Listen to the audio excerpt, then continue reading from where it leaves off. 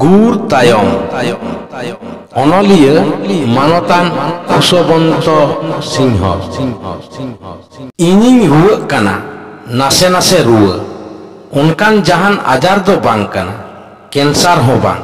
Typhoid हो बांग malaria हो बांग बिछने रे गितिज गितिज ते कोड़ी काट कुछ लेखाएदा उयहर भावना रेया सेरमा रे मिट हेंदे रिमिल भर तिकिन निझुम तिकिन आला सुत तिकिन बेड़ा ओड़ा रे इन एकला ओड़ा सुर सड़क ते बास टैक्सी ट्रक एमान दड़ा कना गारजावाते कथा नोआ रेगे मोजा नोआ रेगे जीवन आजका गे मने हुयेन तिया रुआ जुदी बाड़ती तिन जुदी आजका गे इनिंग गुजु सारी गे तो बांचाव ताहेन दो मिटांग लड़हई नोआ खन होयतो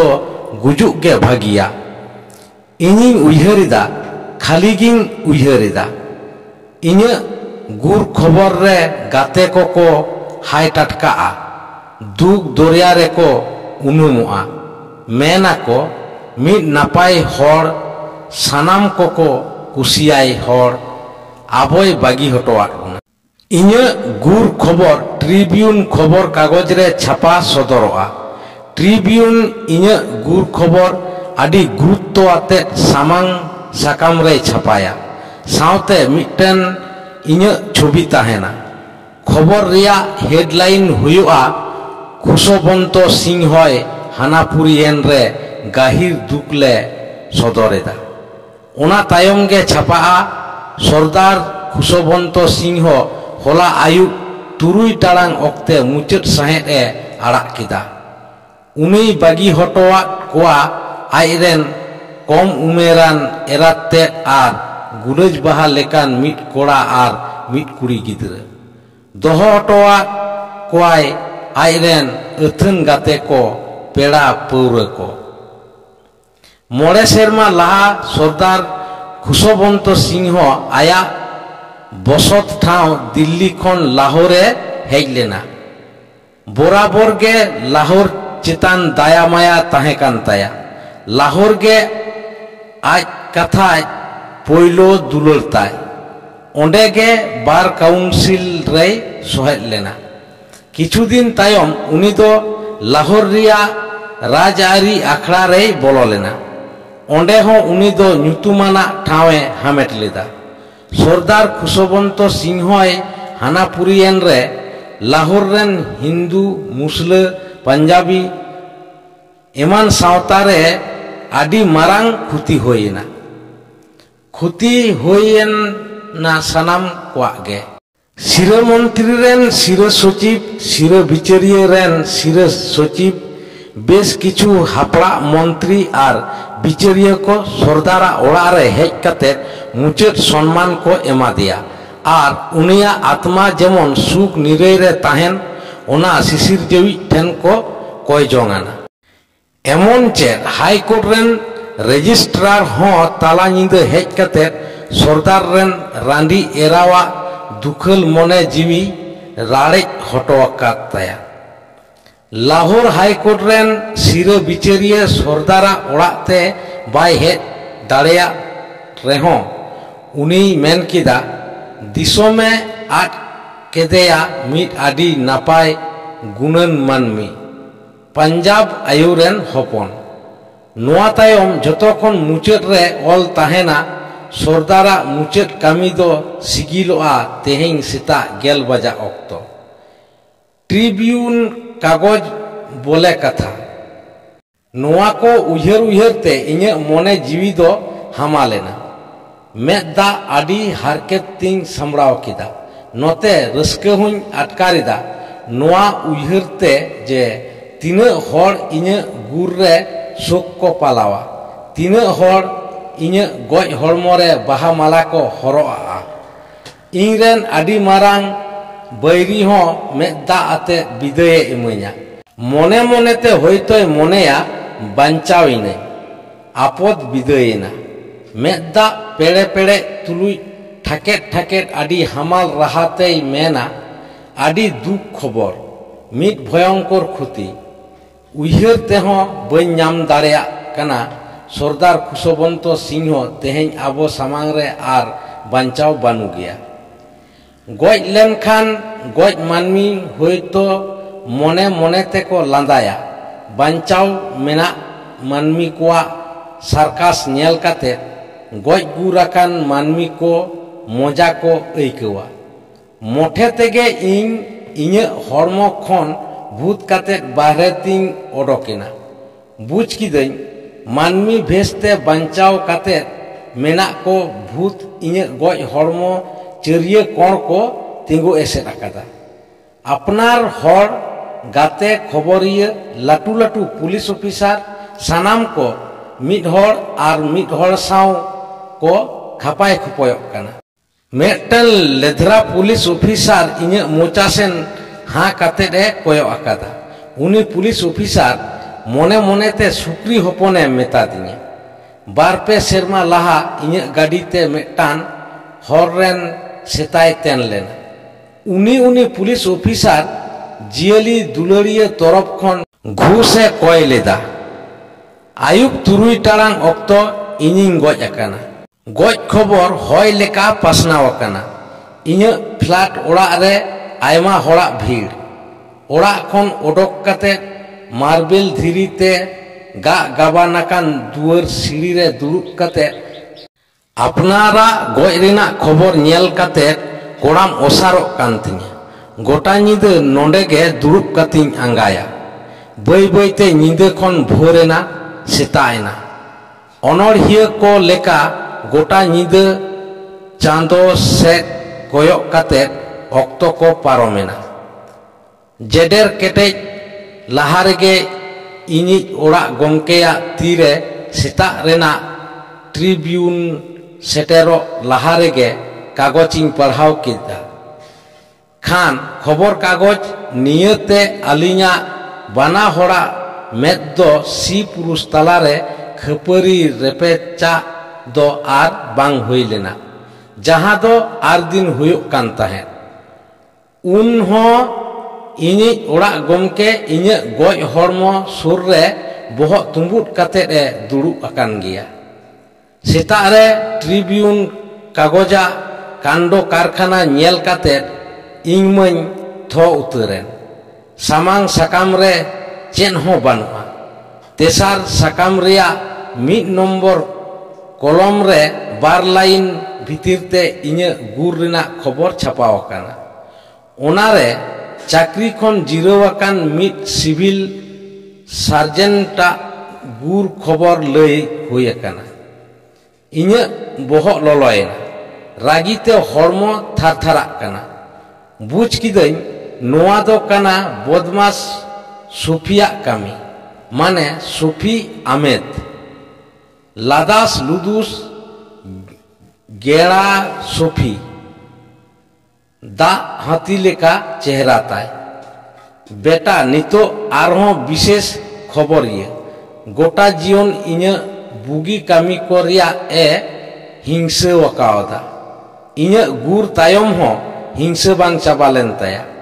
गोटा लाहौर रे इñ गज गुर इदी काते जहां आवहाल चालाक काना परिवेश गे सुफी एकालते बाड़ी अकादा आबोल ताबोल छापा काते ए सबनाश केदा इñरेन गाते को चेक को मोनेया मोने होयेन तिñ सुफी दो नित गे हटो लिंबट कातिñ गजेया इñ गज हरमो रिया मुचाद कामी तेहें सेता गेल बजा अक्तो कांदिर होला आयुब बेड़ा इñ गज खबर बांगे नाम आकादा आर चेद आदि दिन रेन मारे गाते तिñ कांदिर पेराय गई मेने तहेना ओकालती इñ पेशा मेनखान इñ उनका गे आमरेन गाते हो कने मेन दो दुख रे विपद रे मोड़ाघाट रे तोपा ठाव रे जहां गाते गाते सुर रे तहेना उनी गे सारिन गाते दो कांदिर सेता आरे बजा हाबी ए जापिद ए तहेना जखने एभेनेना नेल दोय बिछने सुर टेबिल चितान रे दा मान विदेशी सिगारेट बाक्सा चेतान सेता रेना ट्रिब्यून कागज और ओना सुर रे ललचा कांदिर बास्के मोचाते चाय सिलुक केते सिगारेटे धराव केदा सिगारेट रेना धुआं और काते ट्रिब्यून रिया सामांग साकामे कोयो बड़ावादा मोने मोने ते उइहर किदा होलानो आदि निंदे हाबी नवा मामला रेना ब्रीफ तैयार दो ठीक बांग हुई अकन चेत एम चिका दाड़ेया ओकालती दो पेशा और मोक्केल नाम दो नेशा नोते लातार लाई रे गाड गुड साडे कना लेट्रिन चला हुआ लेट्रिन रे सिगारेट न्यू न्यू ते आयस काते ट्रिब्यून पढ़ाओ पढ़ाओ ते कांदिर ओताहुली सिगारेटे टनाव एदा और धुआं आड़ा एदा नोआ मिट मारांग सु आदि सु मिट मरण सु तेसार साकाम रिया पोइलो कलम रे में ढांगेन ताइते लुटी रिया सिगारेट दो ओतरे न्यूरेना इन्हे गुर खबर पढ़ाव काते कांदिर बांग पुष्टव भावते मेन किदा बेचारा धादस नो काते उइहरा लेट्रिन खन चेचाव काते नितो गे एरात ते लयाय दो बांग गानोआ लय दो ठीक बांग हुआ बांगखान नित गे एरात ते हमौ राग काते सेता रिया नापाय परिवेश गे खारबाव का आरहोय उइहरा सरदार खुशबंत सिंह अड्डी लगने चलावेना चेत आर चिकैतिया मेना अड्डी ढेर दिन बंचाव रिया आस ताहे कान ताया खुशबंतवा लेट्रिन खन उडोक काते कांदिर जखन एराते ए लया देया उन्दो एराते कमो रा ए धुरवेना सावते कांदिर रेन गेल सेरमा उमेरान कुड़ी गिद्रे हो रा ए एहोपेना कांदिरे रागीना कांदिर चेचावाते ए मेन किदा चेद हुयुक कना पगलीना बेन से चेद नोंका उरु कोंडेल रा लेखान गे की खुशबंतय बांचाव रुवारोआ मेदा जट जट ते कांदिर रेन ओड़ा गोमके रा ए थीरिना कुड़ी गिद्रे होय सुमनेना कांदिर रेन ओड़ा गोमके मेन किदा चलो नित गे आबो दो खुशबंतवा ओड़ा बोन चला रिनित ते थिरले एमाय हुआ तीन मारांग दु कांदिरे मेन किदा मेन लेखान गे हुईना तेहें ट्राइब्यूनल रे आयमा अकोय मामला मेना तिnya तारा घंटा भितरी ते ट्राइब्यूनल सेटेरो हुयुक तिnya से चे मिधाव रेहो तो चला लग कना इंजे तारा टाड़ांग भितरी ते ट्राइब्यूनल सेटेरो हुयुक तिnya ओक्तो ओकारे मेन किदाय कांदिर एंते रेहो माने आपे दो आड्डी बिसी सेंटिमेंटल ओकोय की चिरोक दिन बंचाव को ताहेना जीवन रे बंचाव ताहेन गे मारांग कथा गोज लेन खान झोतोआ मुचे ओकोया गे बांचे ताहोले मोक्केल लहाते बाकी झोतो तायमते नोआ दो ओकालती गिद्रे खेल दो बांग सेता आयु इना कांदिर ट्राइब्यूनल रे जोहर रे ताहेना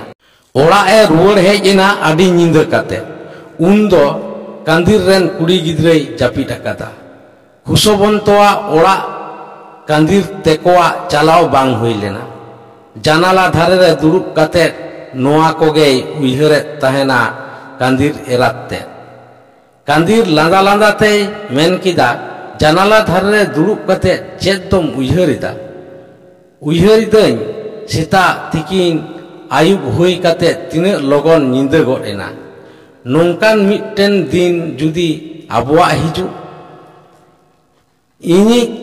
आर मिट गातेया आर मिट मोजारिया नागाम बांग लई लेखान गे बांग लाहौर रेना मिट मारांग पार्क सुर रे खोला मेला आयतान रे इनिज उनी गाते खोसलाय ताहेना। खोसलावा ओड़ाग दो फ्लैट ओड़ाग कना, पे तला आना ओड़ाग। ओड़ाग सामांग रे आडी जेलेंग बारांदा, बारांदा रे दुड़ुब काते पार्क भितरी रिया लाटू लाटू दारे को नेल ᱧᱟᱢᱚᱜᱼᱟ। ओड़ाग दो पुंडगे तोवा बाहा लेका आर बांखान आरेल लेका नेलते ठीक जेमन अमेरिका प्रेसिडेंटा व्हाइट हाउस साजाव गुछाव। ओड़ाग रिया गेट सामांग रे दारवान आर कापी लेका मोचा दड़िया ताय सारा दिने पहाराया। ओड़ाग रिया आर मिद धारे रे दो मेनाआ लॉन टेनिस कोर्ट। नॉय नून मारांग ओड़ाग रे ताहेनाय खोसला रेन ओड़ाग गमके। खोसला रेन दो पिया कोड़ा आर मिट्टेन सुमुंग कुड़ी गिद्रा। खोसला दो हाई कोर्ट रेन बिचारिया कनाय। आथान थार उपरुम आर मन सम्मान ताय। खोसला दो आडी भोर रे बेरेट कते आयमा कमी कोताये सिगिला। चांदो बुंगा शिशिर जवी ए उयहरिया कृष्ण ठाकुरा ᱧᱩᱛᱩᱢে बाडा बुडुगा मिटसाई इरल धाव। सारा दिन कोर्ट रे कमिया, सोवाले आंजोमा, आयुब बेड़ा ओड़ाते रुवर काते टेनिसे खेला टेनिस कोर्ट रे। लेखा ᱧामो ᱧᱩᱛᱩमान हर को हिजुआ आजठेन गालमारावा को। एनते रेहो खोसलावा मोने जीवी रे सुख दो बानुआ, आरहों लाटू हुआ, आयमा काउडी रोजगार हुआ, ᱧᱩᱛᱩᱢ हो। काउडी तो हरमो आखरिंग कोआ हो मेना, मेनखान जस सुनाम सम्मान खोसला कुकमुई नेला कुकमु रिया जाला में तेया। खोसला दो बराबर गे आडी चालाक चतुरा। उको उकोते उनी दो तोयो हुको मेताया। जुवन उमेर रेगे बोहर रे आडी मारांग चाडरा जानाम आकादिया। खोसला मोने मोने तई उयहर जोंगा आज दो मिट आडी मारांग प्रतिभावान हर कनाय। मेनखान बिचारिया सुमुंग होई काते की जतवा ᱧᱟᱢᱚᱜᱼᱟ? स्टेज रे तिंगु काते लेक्चर एम आर बांखान जहान बोई ऑल काते ᱧᱩᱛᱩᱢ बांग हर लेखान नोआ जीवन रे जतोगे मिछे खान अपड़ेया जीवन चरित ऑल लेखान चेद लेका हुयुआ? ओना ओनल गे होयतो मिद दिन दो मैक्सिम गोरकिया जीवन चरितान उपन्यास आर बांखान चार्ली चैपलिना जीवनी होई दाड़ेया। ओड़ा रिया लातार तालारे खोसलावा पुथी पोतब गादा। ओना ओड़ा रे मिद आडी मारांग ड्रेसिंग टेबिल मेनाआ। खोसला जाओगे ओना ड्रेसिंग टेबिल रिया आरसी सामांग रे तिंगु काते बोहर रिया लाटू माद्राजी उल लेकान चांदा तीते हतड़ाव बाड़ाया। होयतोय मोनेया आया ओना बोहर रिया चांदा दो नावा नावा सिरजन रिया निशान कना। जुवन उमेर रे खोसला सिविल सर्विस बिनिड रे पोयलो ठावे हामेट लेदा। उमेर दो कम गे ताहे कान ताया। लड़ाई रे जितकर आर जितकर खोसलाय मोनेया जीवन रे अपनार चेतान पतियव गे मारांगाना। मिद ओक्ते खोसलाय ताहे कना मिद मारांग आमला। तगज तगज ते इंग्रेजी रड़ रूपान कुड़ी को नेलते बोहग चांदा रे हतड़ाव तोसामुदी कोआ तोसामुद आर आज खन लातार धाप रेन ऑफिसर कमिया कोआ चुमाचु भाव नेलते कोड़ाम ताई दो गौरवते ओसारो लेकाय एइकेवे ताहे। उन ताहे कना ऑक्तो हॉर्मेन बोलेस काम नितो दो उमेर बढ़ती कना लाइ लेथरावा कना। नितो अकिल ज्ञान सदर लेखान चेत लेका हुआ जहाना ऑल लेखान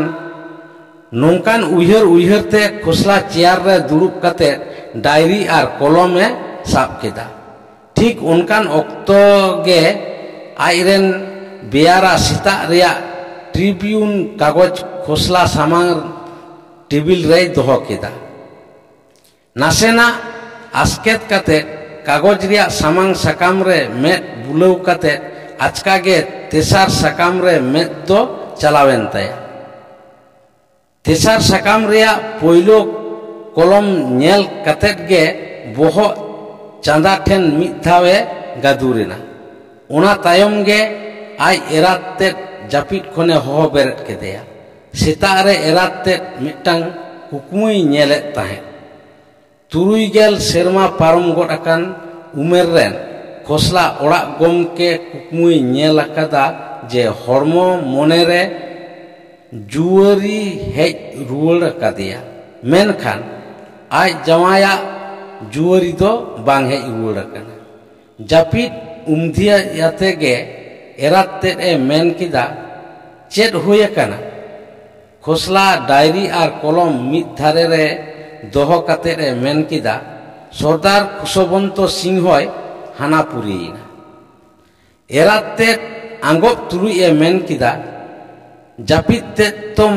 चाबा कातिया आर मिद घड़ी तायम तम लई दाड़े किने ताहले तेहिं की हाईकोर्ट बंद ताहेना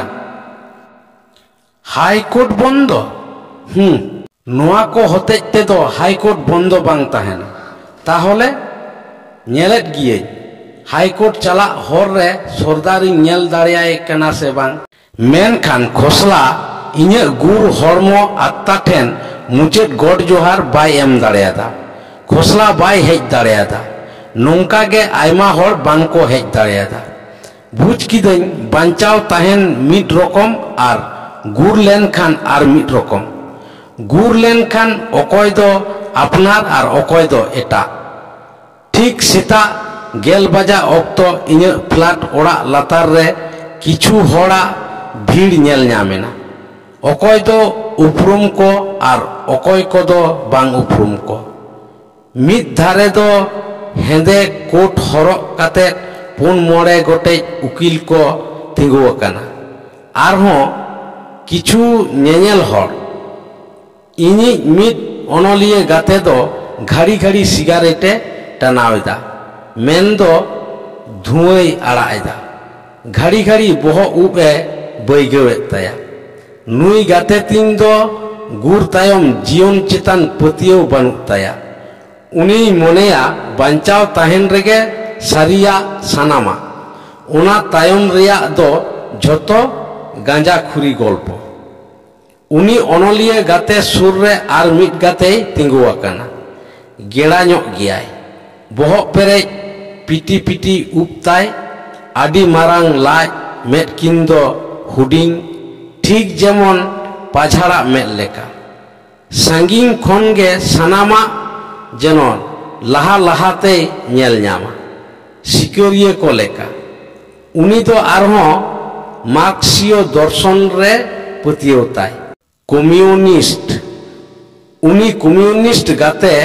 इंग्रेन ओनलिए गाते मिताय कना गुरु दो चेत बेपार के बांग कना असल बेपार दो हुयुक कना गुरु रिया ओजे चिदा ए गुरिना ओनलिए गाते बई बई ते मेन किदा ठीके मेन अकादा हो खाली खाली ऑक्तो खारबा कना नोडे तिंगु काते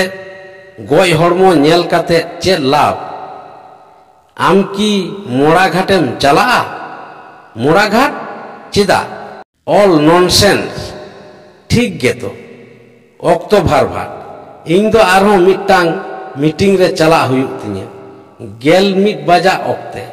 उना कॉफी हाउस रे मिटांग कारखाना रिया हरताल इदी काते मीटिंग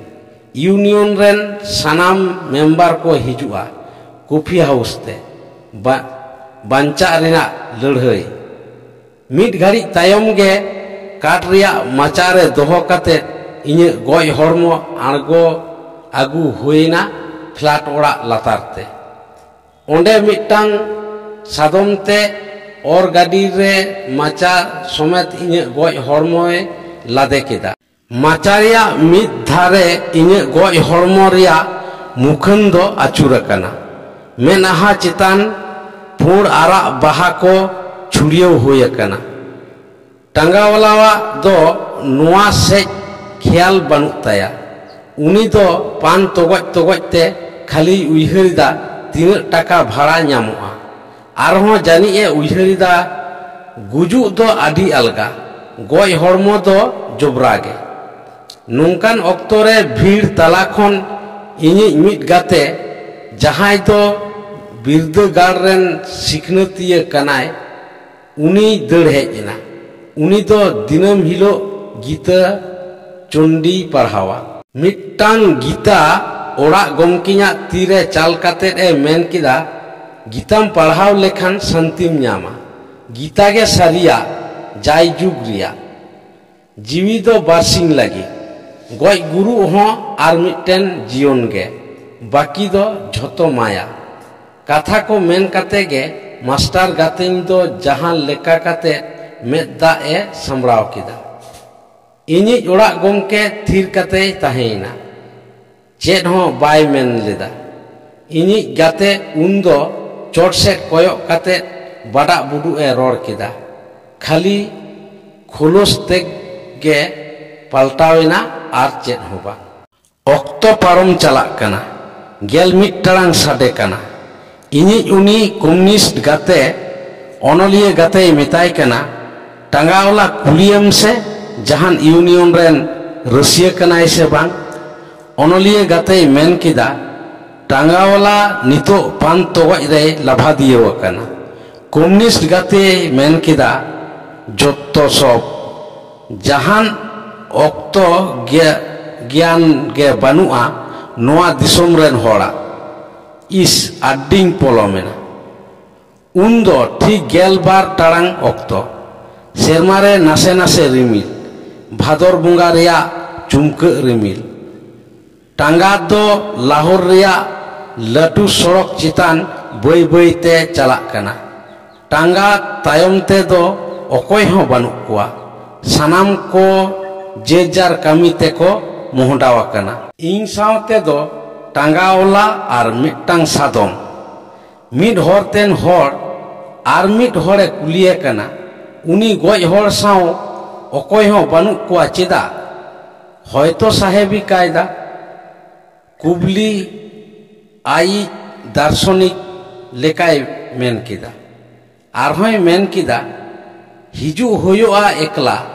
चला हुयुआ एकला जहां तीन मारांग लाट साहेब गेम हुयन से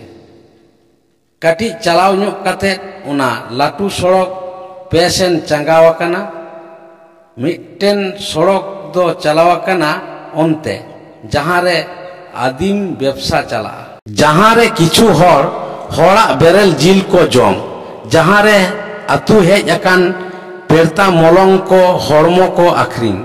जहां रे सानाम को रस्कया प्रभु न्यू काते जुआ को खेल काते गुमडमी काते उनको सानाम को मोनेया नोआगे जीवन नोआगे सड़कपुरी आर मिट्टेन सड़क चलावकना ओने ओना मोड़ा घाटी से जहां रे इन्य सारा सिंगेल जुलुआ धौ धौ काते जुलुआ आर मिट्टेन सड़क दो ओड़ा रुआर चला रिया मेन दो बांचाव ताहेन दापोट ताते बांचाव ताहेन। इनिंग उइहर किदा नोआ लेलेंगे धरती रे गoj काते चेद लाभ गे बांग हुयुआ खान बांचाव ताहेन गिंग गोटा किदा। इनिंग बुझ किदा जे बांचाव ताहेन दो मिट्टांग गौरवाना लड़ाई चेदा इन गुजुआ बाडायें बांचाव ताहेन दो आदि कठिन गया एनते रेहुं बांचाव ताहेना। चोट सेरमा से कोयक काते गारजावती मेना बांचाव मिनया नीत हो बांचाव मिनया आदि दापोट आते बांचाव मिनया।